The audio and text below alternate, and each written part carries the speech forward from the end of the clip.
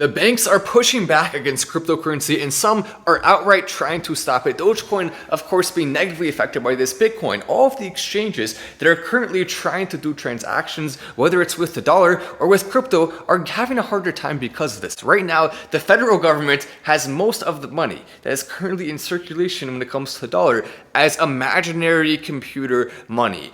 This computer says that it's actual money, therefore it's actual money. And the difference between that and cryptocurrency is that because it's through the federal government, it's not nearly as seamless, and also it's not decentralized. On top of that, they can randomly print more at this time or at that time. It doesn't have the same type of speeds that cryptocurrency has, so the advantages are not there when it comes to imaginary government dollars. But yet, that's the system that the majority of people are using right now. Why? Because there's not really much of a choice. You see, the federal government has a lot of control over this, and it kind of makes sense. Because this is imaginary dollars that don't actually have physical backing behind them or gold backing, in theory, anyone could just say, here is a magical invisible dollar, there you go.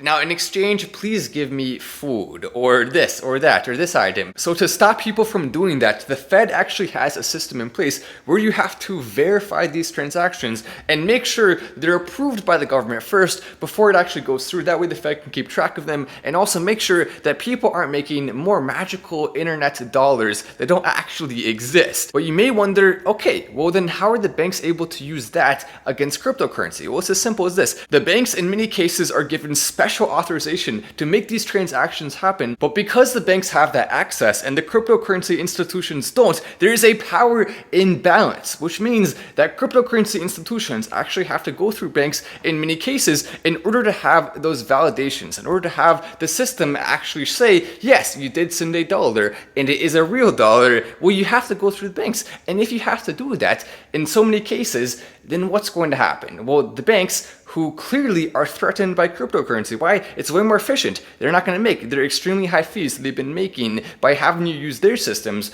over the systems that are significantly better in cryptocurrency, in Dogecoin. And so they can say, hey, you know what? We're not going to allow you to have access to this. And in many cases, that's what's happening. There are some banks that will give access, but the other ones won't, which means cryptocurrency as a whole, because the institutions don't have access to that are currently big cryptocurrency players, it means all of it is significantly less efficient than it's capable being. So what I'm pushing for the government to do right now is give that same access to at least some cryptocurrency institutions. That way, there's no longer a power imbalance. It will be significantly more fair, and it will make cryptocurrency better as a whole. Will it happen? Time will tell. For now, cryptocurrency is still significantly better, but it can even improve further from where it is, and that is very exciting.